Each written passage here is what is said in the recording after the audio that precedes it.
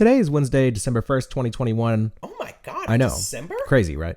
Did you know that every time you've ever listened to the show, I've already listened to that episode 4 or 5 times? So I hear it once when I'm recording it, again when I'm editing it. When I finish editing, I take off my headphones and listen to it all the way through again through the laptop speaker. I listen to it a 4th time on Apple Podcasts. I listen to it a 5th time on Spotify just to make sure the links work and they sound good on both platforms. So the 4th and 5th time I listen to it in the car and on my phone just to make sure it sounds good through every type of speaker. So yeah, everything I do is intentional.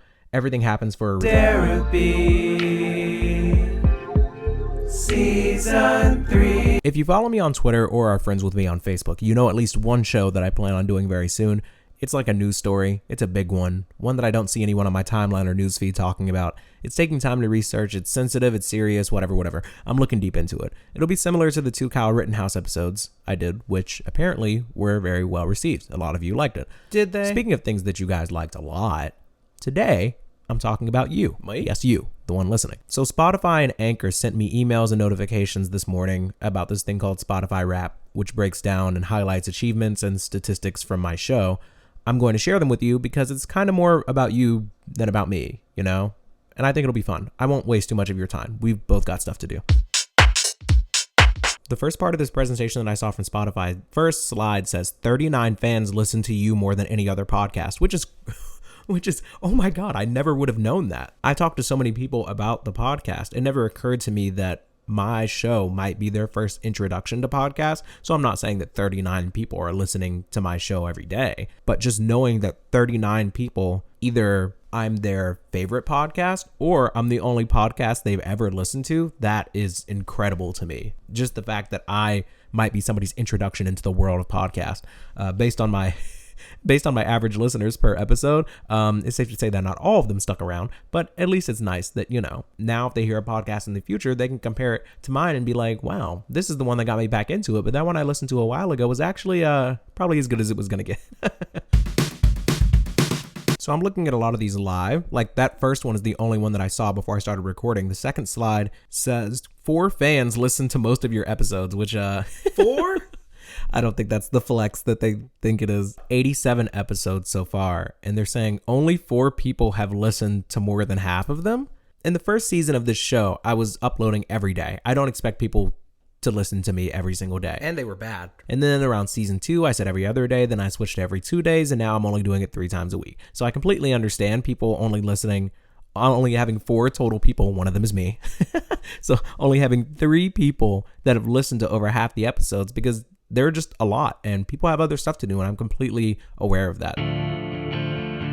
The third one of these slides says that 37% of your fans listen to you between 11 a.m. and 5 p.m., making it the most popular time. Your podcast is high on their to-do list. Okay, so this is actually extremely interesting. Making it the most popular time. So people are more than likely going to listen to the show between 11 a.m. and 5 p.m. I've been telling people lately that I wake up on Mondays, Wednesdays, and Fridays at like 6 o'clock in the morning so I can do the show. And people don't understand why that is. To be honest, I mean, I was just doing it because it kind of made sense with my actual work schedule. But now that I know this is actually very inspiring, knowing that I'm actually making it at a good time. I think people want to do it like, you know, on their lunch break. If I'm making like a 10 to 20 minute episode, it'd be a perfect time for them to listen to it then, or maybe on their commute to or from work. That would be ideal. You released 1,636 minutes of content across 75 episodes. Please remember to drink water. Let's just do this. Let's do the math live. It's a short episode, whatever. 1,636 divided by 60. So I've put out, and they're only counting my first 75 episodes. That's whenever they stop counting or whatever. I've put out over 27 hours of content since May, which is literally over a day's worth of content. So that's just really interesting to think about. Earlier in the season, I talked about spending 5 hours on a 20-minute episode, and usually I don't do that anymore. Usually, for example, me and the homies talking about the Grammys, that was like a 16-minute episode. It took me 3 hours to edit. So yeah, I've gotten way better about that. But my motto with this show and with a lot of things in life, it's not about being right. It's about getting it right. So it doesn't matter how many times I redo a take. It doesn't matter how many times I switch an instrumental for a song that I'm making. All that matters is when you finally get to hear it, you, person listening. Me? Yes, you. Oh, no. It sounds as good as I possibly could have done. I was going to say I'll never forgive myself for not trying as hard as I could in the first 2 seasons, but we don't have to worry about that anymore. We're only going up from here. So thanks for coming along for the ride, you know?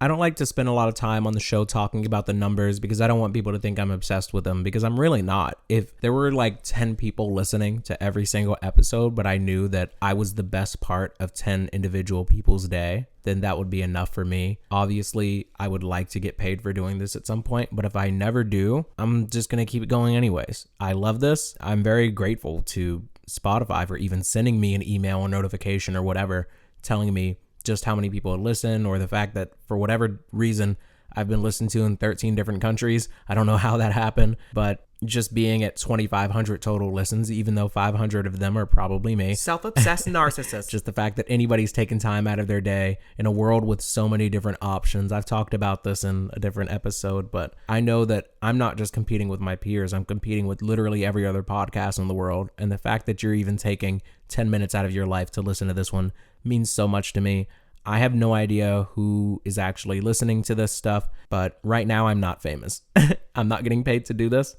So if you want to reach out to me, talk to me about what I've been doing, how I've been doing it. I am like a huge nerd for this podcast and podcasts in general. I don't want to go off on this huge tangent, but if there's anything that you're truly passionate about, you're going to be an absolute nerd about it. I talk to my brother about this all the time.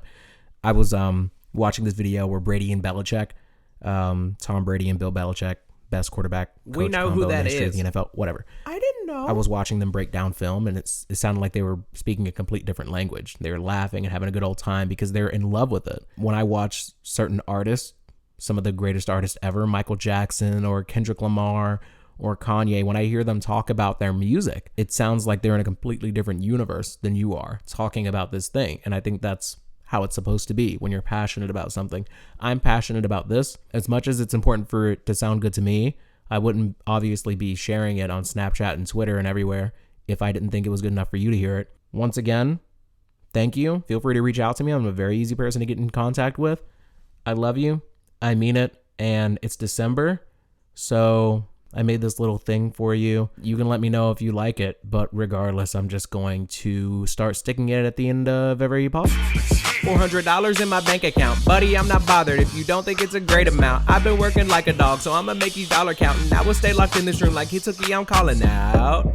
I'm the greatest, I don't care, it's our relative. Hit me on the snap, call me bro, we not relatives. Ops got these bars that got me snoozing, it's a sedative. And if you sleeping on me like you're Biden, we'll buy them.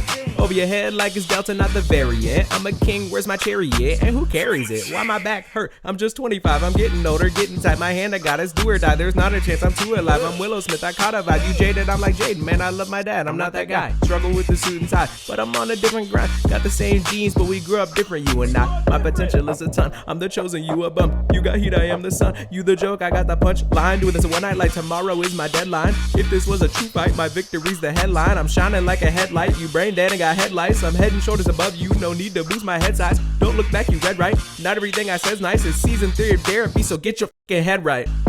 Rate me 5 stars. But I'm back on my bush. I be in my bag like I opened up the toolkit. You were just a student. I am rap game Yoda, cooler than a soda. I am making art here. You play with crayon.